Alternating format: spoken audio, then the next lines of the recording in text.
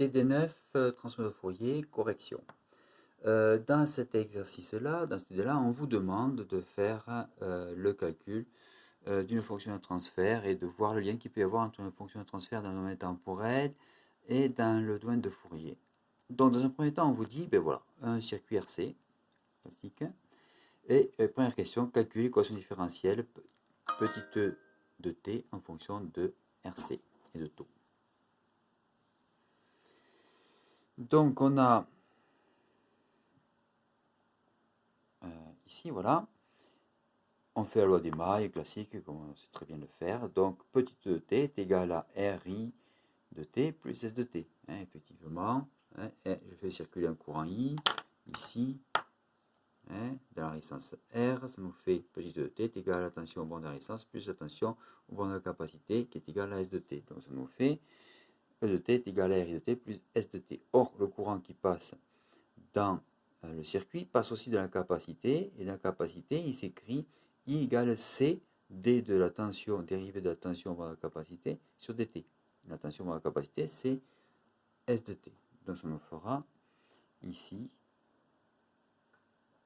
E est égal à R qui multiplie C d de S sur dt plus S de t. On pose taux égale RC classiquement, ce qui peut nous dire à ce moment, ce qui peut nous permettre d'écrire petite e de t est égal à taux d de S de t sur dt plus S de t. Donc on a ici mis en place l'équation différentielle définissant petite e de t en fonction de S de t. Maintenant, question 2, on vous dit établir la fonction de transfert grand H de nu, donc le spectre associé à la fonction de transfert. La fonction de transfert, c'est la sortie sur l'entrée, à partir du calcul de la transfert de Fourier de l'équation différentielle. Donc, si E de t est égal à ceci, on a alors transfert de Fourier de ceci, qui est égal à transfert de Fourier de ça, plus transfert de Fourier de ça, qui est égal à la transformée de Fourier d'une dérivée. À la constante de taux, on peut la sortir. La transformée de Fourier d'une dérivée est définie par les propriétés des transformées de Fourier. Donc, dérivée première, ça nous fera 2j pi nu puissance 1. Transformée de Fourier de la fonction non dérivée. Transformée de Fourier de la fonction à nouveau ici. On met grand S de nu en facteur et on obtient, page suivante, que la transformée de Fourier grand E de nu, qui est la transformée de Fourier associée à petite e de t, peut s'écrire 1 plus 2j pi nu taux grand S de nu.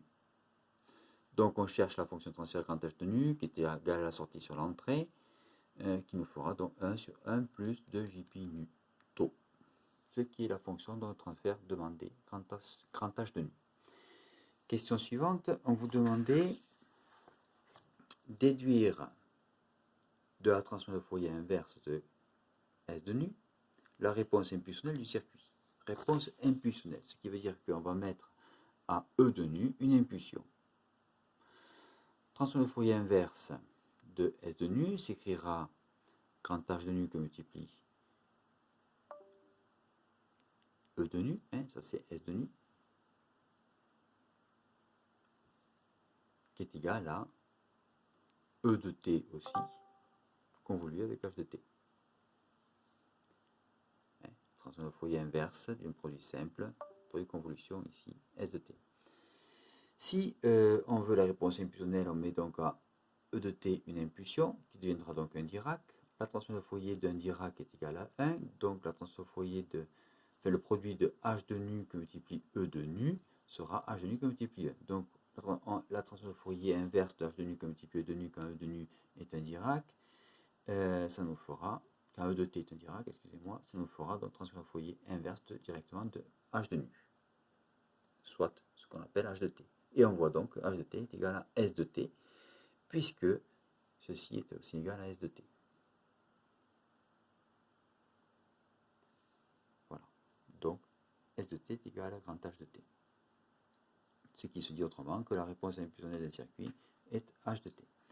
Question suivante, on vous demande, question 4, à partir de ATF de E de moins AX, EU de X, échelon unitaire, déterminer H de t. Donc, H de nu est égal à ceci, La transformation de Fourier de E de AX, U de X s'écrit comme ceci, par intégrale, qui peut aussi se représenter comme ceci, rien que de 0 à plus infini avec ici un 1.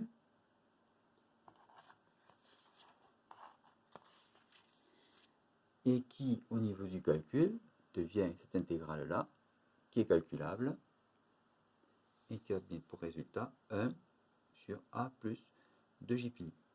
Donc on peut dire que H de nu est égal à ceci. Donc la transformation de Fourier inverse de grand H de nu, qui est égal à la transformation de Fourier inverse de tout ceci, qu'on vient de calculer, est égal à, par identification, 1 sur taux, E de moins 1 sur taux, dt, U de t. Par identification. Au niveau de la représentation temporelle, on peut dire que, un problème de mise au point, excusez-moi,